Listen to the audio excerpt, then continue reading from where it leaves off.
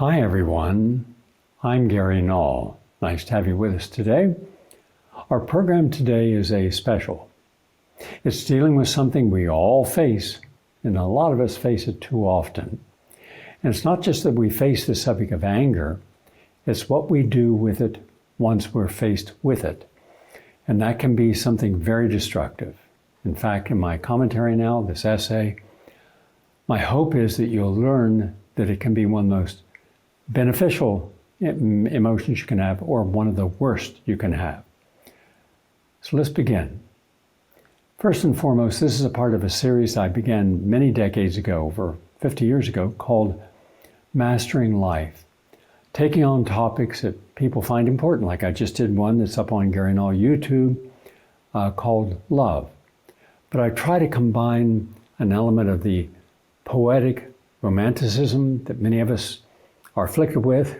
We're diehard romantics, and trying to look for the best in all people, trying to look for solutions in all problems, and trying to use different disciplines to get us there. So this is dedicated, today's program is dedicated for all of you who are seeking peace within yourself, because frequently that's where the battle begins. But I want to explain the anatomy of anger, because if you understood this, you might be able to have a little better understanding of the consequences at your biochemical level. Anger is a biochemical event before it becomes an emotional one. Your body tightens, adrenaline floods the bloodstream, and the primitive brain, what we call the reptilian brain, prepares for battle. Now, this mechanism once kept our ancestors alive. Today, it often keeps us trapped. I'm going to go into each one of these little subtopics so that you can understand even more of the nuances. For example, modern neuroscience confirms what ancient teachings already understood. The amygdala, this tiny, small, almond-shaped structure buried deep within the brain, cannot distinguish between real threats and imagined ones. When triggered, it floods the body with stress hormones, like cortisol, epinephrine. Unfortunately, simultaneously, it shuts down reason, and it over-amplifies reaction. So how many times have you been out of control emotionally, and then you began to weaponize your words? You began to become assaultive emotionally towards the person or group, whatever it was you were angry about. Now, in a few moments, you can regain your composure and say, well, I went a little overboard, sorry. That's one reaction. The other one's far different. Your body does not come back to normal. You can have elevated hormones for days, even weeks.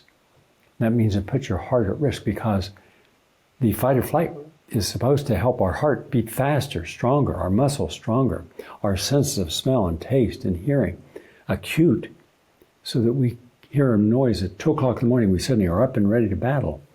Maybe just nothing. But if it's something, the body prepares us. But what happens when that 5-alarm fire is a false alarm and you go to turn it off and it doesn't turn off? Then those electrical charges that keep your heart beating normally, they become irregular.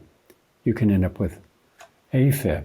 You can end up with a stroke and die from an argument, from getting angry. That's why a simple argument or a traffic delay and you're stuck there can feel like a life or death situation. The trouble is your body literally believes it's under attack, and that's not good. So the practice of awareness interrupts this loop. When we notice anger arising and consciously breathe, I mean really put it in, breathe, take a deep breath and relax. The prefrontal cortex, the seat of reasoning and empathy, re-engages. Then you're able to calm down and say, okay, sorry, I overreacted, not good. Sorry, I said things I shouldn't have said, or did things I shouldn't have done. But that's also why we should know what to do so we can prevent that from happening, or we don't engage in something that we later regret. What was once a flood of negative emotion becomes a current, and the current you can redirect. Anger then is not our enemy. It is our teacher. It reveals where fear and loss or attachment still hold sway over the soul. Every time anger visits, it carries a message. That message, something within you needs attention, and pay attention. So how then can anger be useful? Not all anger is destructive. At its purest form, anger is energy neutral. It is potent. It is deeply personal, intimate, and human. It alerts us to injustice. None of us like to see harm done to other people. And how do you feel when you see a dog starving or being beaten? It hurts us. We feel that pain. We want to do something. So instead of going to rage, saying, I got to get even with this, you go to outrage, saying, this can be dealt with. And then you try to find out the best way of dealing with the problem. So when understood and directed with consciousness, anger can become a catalyst for transformation rather than a tool for harm. And unfortunately, most people today have learned to use anger as a tool to justify their own emotions or their conditioned responses. Anger that moves towards truth is different from rage that moves towards destruction. The difference lies in awareness. Conscious anger, this must be addressed, is good. Unconscious anger is, someone's going to pay and I'm going to make them pay. I'm going to hurt them.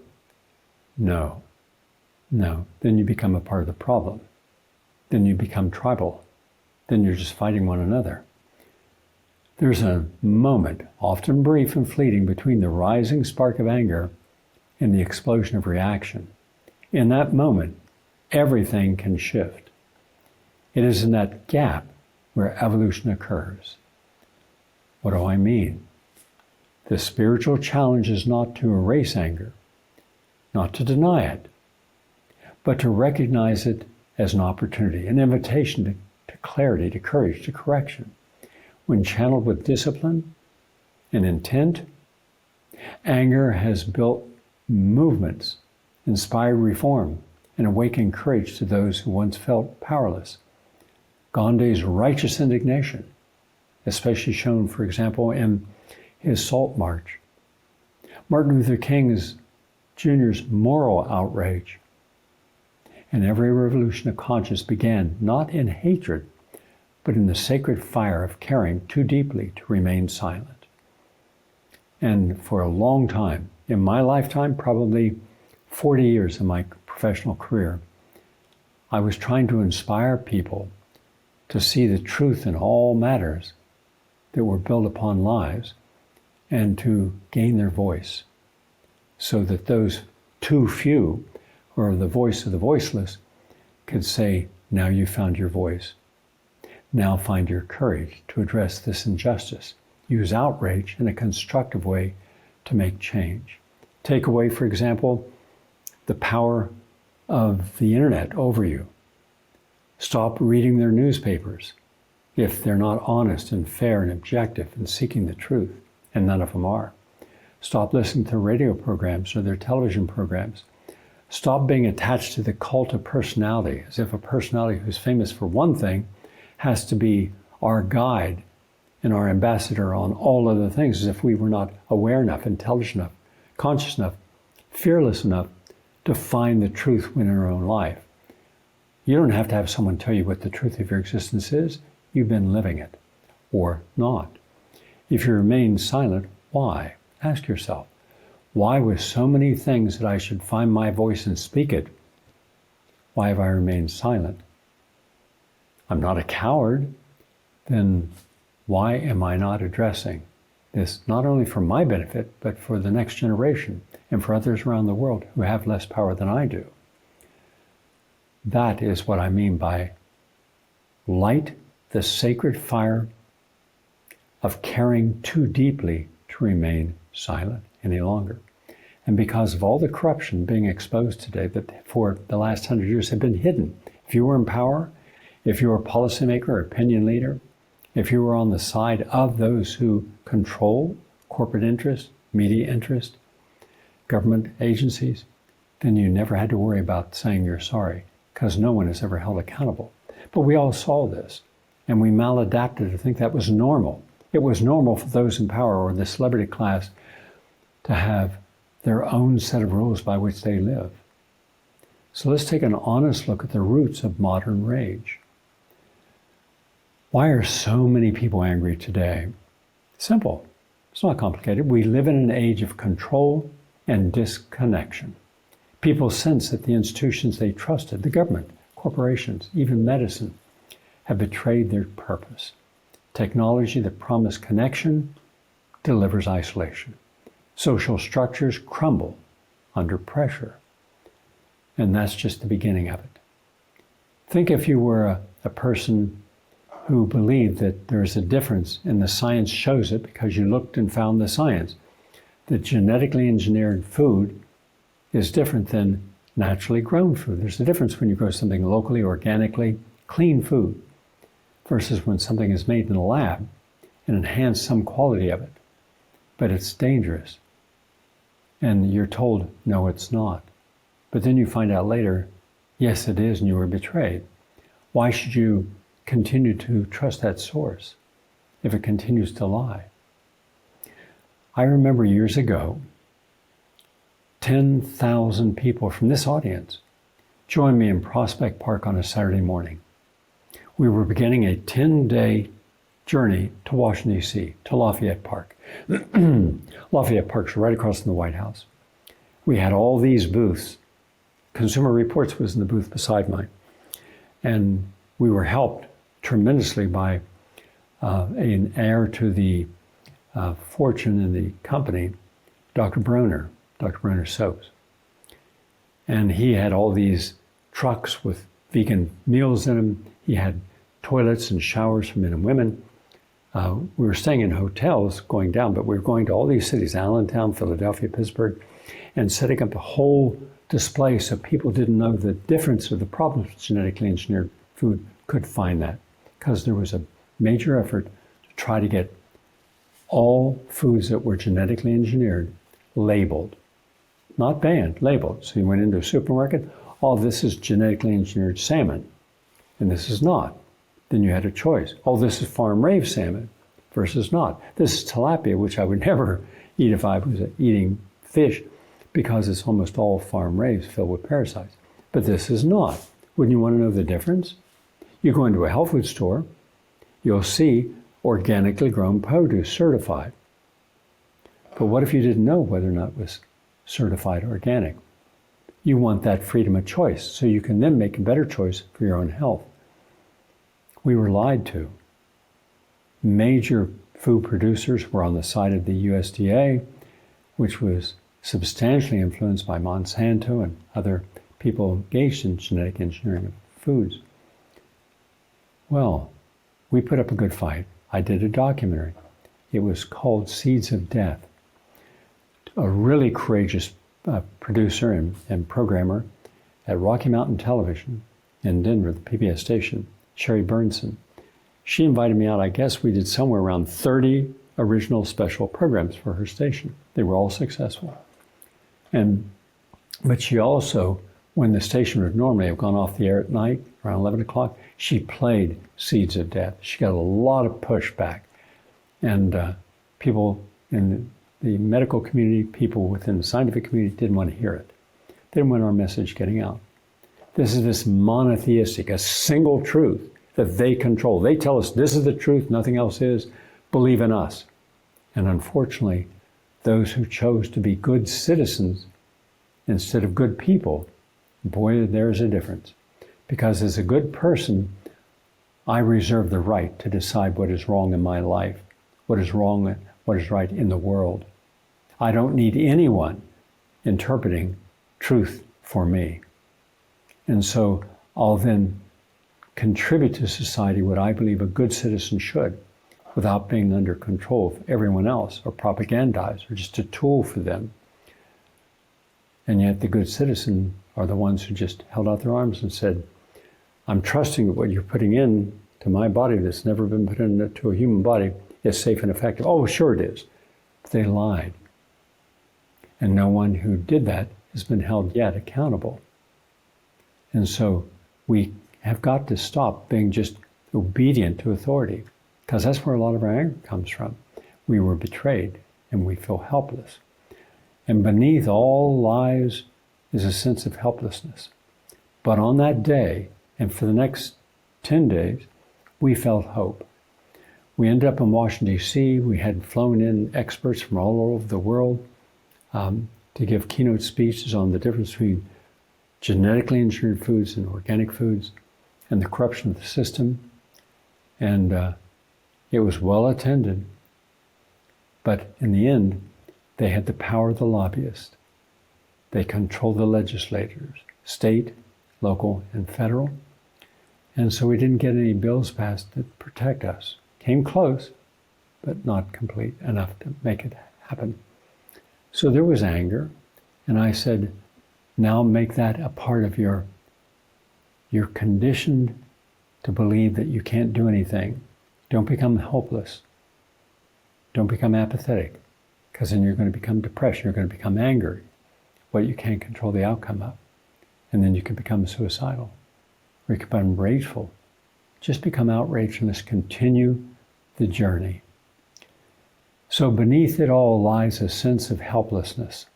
When people feel powerless to shape their lives, anger becomes a substitute for agency. The employee trapped in a job that drains meaning. The employee trapped where there is no other job available, and now there's about to be the largest layoffs in American history, where upwards of half the American population of white-collar workers and a lot of the professional class who felt because their advanced education, their skills, their knowledge, they're essential, artificial intelligence saying, you're all disposable. Well, what are we supposed to do with our lives if we're no longer needed or necessary? The parent saying, I've done the best I can for my child, but I'm up against enormous competition. I'm up against TikTok and the whole uncontrolled universe of siblings and friends and others saying, do it our way, not your parents. Your parents are old and stupid. Do it our way.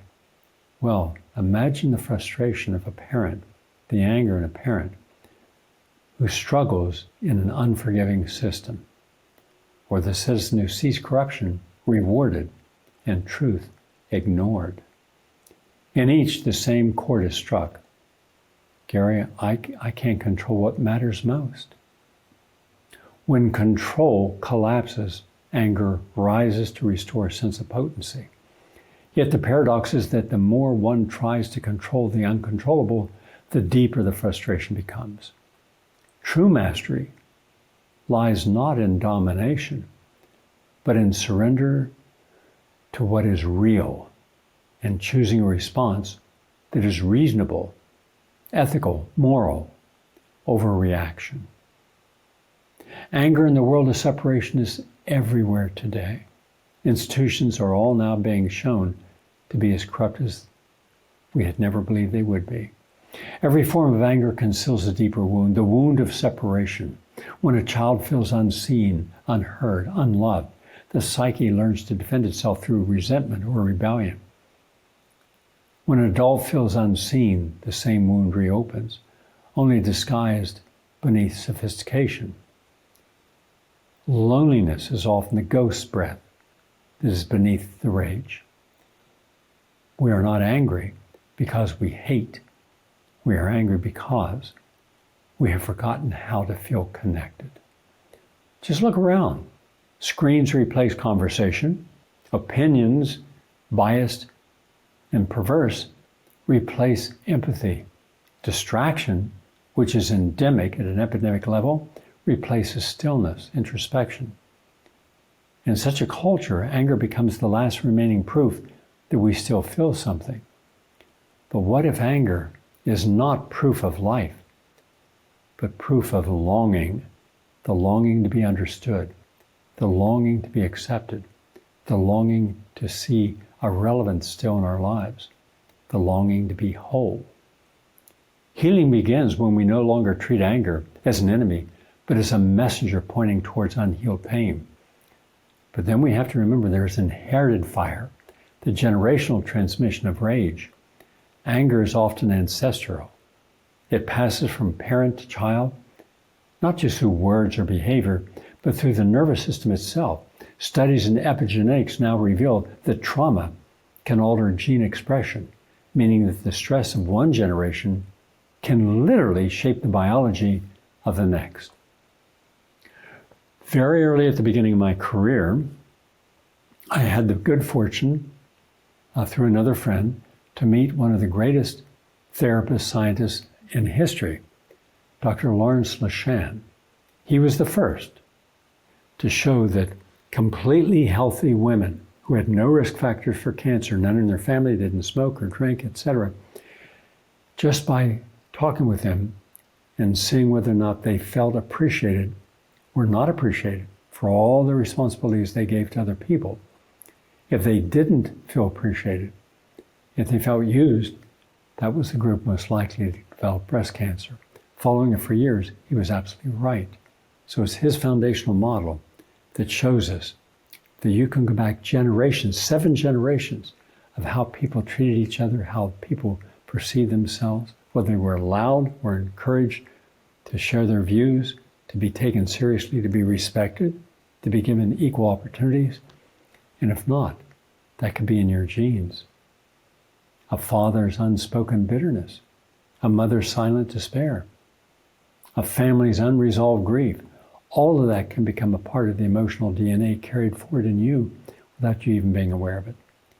And so what appears to be personal anger is often historical energy releasing itself through our lives.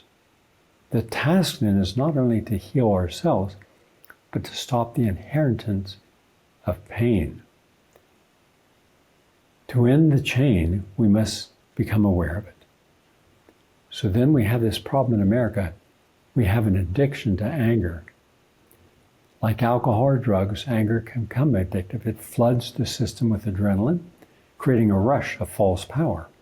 The angry person feels alive, strong, decisive, untouchable for a moment, but that surge is short-lived, followed by depletion, guilt, and fatigue.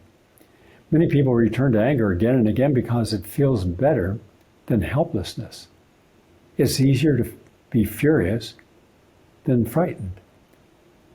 Simpler to lash out than to sit quietly with pain. Over time, our body becomes conditioned to the chemistry of rage. The mind begins to seek reasons to justify it. We apologize for it. We make excuses for it. Feeding on outrage is a daily stimulant. In this sense, anger is not only emotional, it is physiological dependency. To break it, one must detoxify the body as well as the mind. Deep breathing, movement, power walking, biking, jogging, meditation, yoga, and even time spent in nature reset your nervous system. When the body no longer craves the adrenaline of outrage, peace becomes possible. But let's put a mirror up to society. Our collective anger is visible everywhere, in political discourse, on social media, even in entertainment. Violence has become both a spectacle and a language. Reality shows glorify humiliation, showing us the worst of human nature, as if that's to be emulated or rewarded. Newscasts amplify conflict. The cultural profits from provocation. Bad news is good business. Good news is bad ratings. So when a society consumes anger as entertainment, it loses sensitivity for empathy or compassion. And yet, what we support, we become. Each time we cheer cruelty, even unconsciously, we reinforce the very energy that divides us. The question is no longer why is society so angry, but why do we participate in it? Why do we accept it? Why have we maladapted to it? Let's transmute the fire. Again, what do I mean? The alchemy of transformation begins when anger is acknowledged without judgment. You do not need to suppress it. Suppression leads to illness. You do not need to indulge it. Indulgent leads to harm, either emotional or physical or both. You need only witness it with awareness. When anger arises, breathe deeply before speaking. Name it silently. This is anger. I feel angry. Okay, why? Something someone said or did? Something that you finally found a reason to reflect on? What's the purpose of it? Is there anything here I can learn from this? If you don't like the way someone's spoken to you, just simply say calmly, I don't know what motivates you to try to put me down or to use your words as weapons to make me feel bad about myself, but I can only imagine you must be in pain because what you don't like about yourself, you're reflecting upon me as if I'm the cause. I'm not. So why don't you take a more honest look at where all this rage is coming from? Therefore, you can choose to release it rather than react to it. By naming anger, we neutralize its disguise. By breathing through it, we reclaim the wisdom hidden inside. I didn't know anything about Charlie Kirk. I didn't follow him. I didn't watch him. But after he was murdered, I wanted to know more about him. And I found out that he was hated all across the country, mainly by young people. And so I took down 30 of his little short videos, and he had a little sign about, show me I'm wrong. And then he'd go on college campus and he'd pose a question. And almost every single person that came up to the microphone was there to attack him. One guy was wanting to fight him. For what reason? Charlie said, I'm not going to fight you. There's no purpose to that. Let's have a civil conversation. But what really was remarkable, as someone who has debated hundreds of times, he was right in every single thing he responded to them. Like one woman says, ban guns completely, take them away from everyone, get rid of the Second Amendment because they killed, 50,000 people or 30,000 people. And Charlie said, please fact check this. No, there were a total of 30,000 deaths from guns, but 80% of them went for suicide. And so when he told the truth, all these people didn't know how to respond because they weren't telling their truth. They were telling the propaganda and talking points they've been told by other people. So you don't have to like Charlie Kirk or his memory, but he was not wrong in how he was responding to people. So there had to have been another reason that they were angry at him.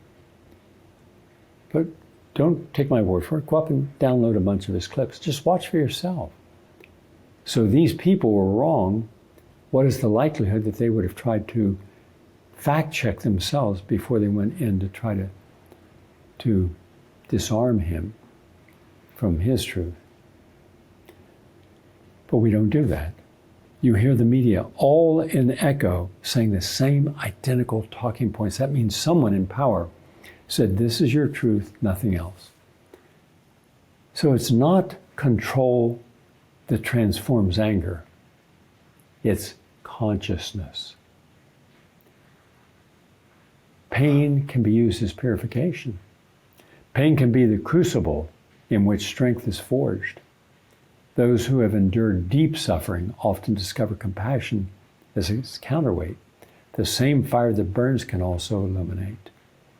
There's a moment when faced with profound pain when one must decide, will this pain define me or refine me or transform me? I believe that pain can purify when it awakens awareness. The runner who continues despite injury, the survivor who rebuilds their loss, the person who decides not to stay down when they've been hit down or fallen, that wants to get back up on their feet, the betrayed who choose forgiveness, all are examples of a kind of modern day alchemy.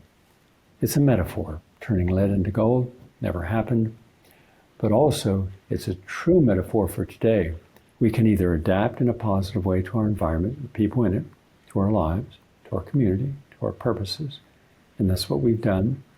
It's allowed us to survive, or we maladapt. So we're not happy with where we're at. We don't contribute anything meaningful except complain. We're dismissive, we're arbitrary, arrogant, hate-filled.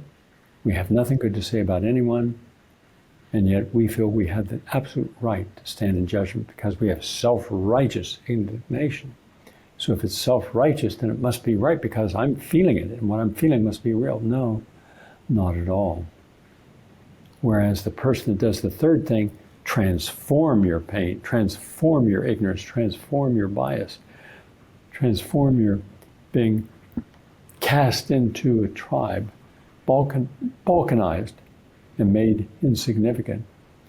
That's where you can transform pain into wisdom. And that's kind of a modern day perspective. From a Zen perspective, pain is not punishment. It's an invitation to presence. It cleanses the illusions that keep us attached to what must pass. Pain, when faced consciously, becomes instruction rather than affliction. From rage to resolution and transformation, anger can blind, but it can also guide. Every injustice overcome, every reform born, every crisis met and exceeding the pain of that, every law that's broken, that person brought to justice, the abuse of power, neutered, all that began with the fire of discontent. The key is to allow anger to evolve into insight, to use its power without being consumed by it. When we channel anger into creative action, something extraordinary occurs. The energy that once destroyed becomes the energy that builds. Write instead of strike. Speak instead of suppress. Act instead of stew. It's not the emotion itself that defines us, but the direction we give it. Forgiveness and freedom are essential to this process. Forgiveness is not weakness, it is release. To forgive does not mean to condone harm, it means to stop carrying it. The refusal to forgive keeps the wound alive. The act of forgiveness allows the wound to heal. Many resist forgiveness because they confuse it with surrender. Not at all. But forgiveness is the ultimate act of reclaiming control. You will not define me by my pain, but by my future. Anger says, you owe me. Forgiveness says, I release you and free myself in the process. Only from forgiveness can peace take root. Ask yourself, what anger am I still carrying that no longer serves my growth? So how do we let go? Letting go is not an event, it is a discipline.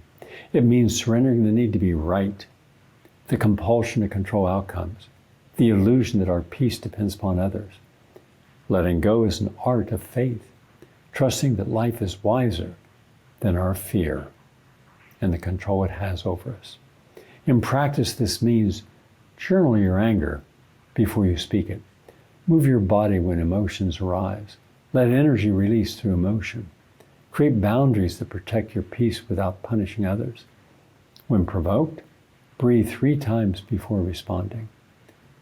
These simple acts, repeated daily, rewire not just behavior, but biology. Then peace becomes a habit, not a hope. And then we're able to reflect. Where does my anger truly come from? What fear hides beneath it? Can I transform anger into instruction? Am I willing to let go of being right in exchange for being free? Then we hit the important go button. I want to return to pure authenticity. Maybe I've lived a life through others, or maybe because of them I took their road instead of my own. Maybe I'm mastered to make everyone else happy about me, to accept me. But do I feel this kind of emptiness no matter how much I achieve, no matter how hard I work towards something, no matter how many goals I've met, I still feel the big empty.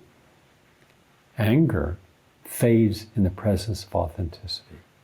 When we live according to our true nature, not the expectations of society and family and culture, frustration loses grip on us. Authentic living does not mean perfection. To the contrary, it means alignment, balance. To speak truth is to speak it kindly, to honor feeling without harm, to walk through life unarmored. The angry person seeks power. The authentic person radiates power. To be authentic is to be unafraid of peace and vulnerability. I call it balance, emotional balance. Each of us carries within us both fire and light. The task is not to extinguish the fire, but to guide it. We must learn the delicate art of balance, knowing when to stand firm and when to yield, when to speak and when to listen quietly.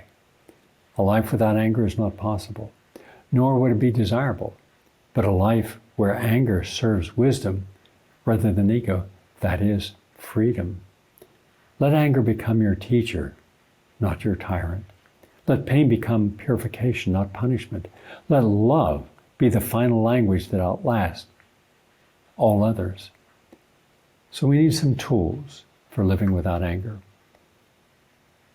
Pause before you react. Anger thrives on speed, slow everything down. In the pause, the heart has time to speak. Breathe and name it. Saying, I feel angry, gives ownership. Saying, you make me angry, gives power away. Move the energy, walk, run, dance, create. Anger trapped in the body turns to illness. Find the root. Every recurring anger points to a deeper unmet need or unresolved fear. Reframe the story. You're not a victim of emotion. You're the author of its meaning. Forgive to free. Forgiveness is not the end of justice. It's the beginning of peace. Practice presence. The more present you are, the less power the past holds. So now some closing reflections. In a world quick to judge and slow to understand, mastering anger is a revolutionary act.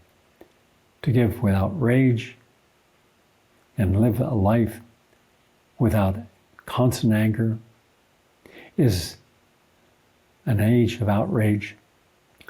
To live without anger and without rage in an age of outrage is not apathy, it's a strength. Each time we choose awareness over reaction, compassion over condemnation, we break the ancient chain of inherited fury. Love cannot always prevent anger, but can always redeem it. And perhaps that is the final reason anger itself exists. That we must find its meaning and mold something more positive from it. That beneath every flame there's still the light of love waiting to be remembered. Hopefully this provides you with some insights. This is now on this program today, but it is also at Gary Null YouTube. We had over 6 million visitors download shows, and we're catching up now. These are all brand new, and I've written all this. These are my own kind of personal essays. And so let's do something with them. Let's do something constructive and positive. Share it with other people. I never make something about myself. Long ago, I decided on January 1st, 2000, after doing thousands of interviews, I wouldn't do any more. Because I don't want anything to be about me. I want it to be about the message. So if I feel that fasting can help us live a longer life, I'll talk about fasting. I have no problem sharing insights and information. I do it every single day. PRN.live, noon Eastern Time, and then Progressive Commentary Hour, which has been on for 46 years. Hard-hitting shows, very in-depth. That's on Tuesday at 7 p.m. Eastern Standard Time. If you go to GaryNull.com, you'll find nearly 1,000 articles I've written. They fall into different categories. The category of white papers. Now, I just presented 4 white papers thus far just in the last several months. And these are meant to go to members of Congress who at least have shown through action and history to care more about the populace of all people than about their own political party, their own well-being, or their own financial well-being. These are people who are not in the pocket of lobbyists and special interest groups, but they don't have the scholarship. So I do in-depth investigations, providing them with all the tools they have, all the facts they need, all the references that they can then hold hearings. I also do award-winning documentaries. I do articles, investigative reporting articles. Then I do essays like this that challenge something that we've taken for granted or just accepted that there's not a whole lot we can do about it. I want to show there is. So then with the daily radio show, the documentaries, the investigative reports, the pro-consumer activities, then hopefully some people throughout my career have benefited. But the biggest benefit is when you play it forward. If you have a gift, now you have the gift of insight. Share it with others. I've never had a public relations firm or publicist because I never want the message to be about me.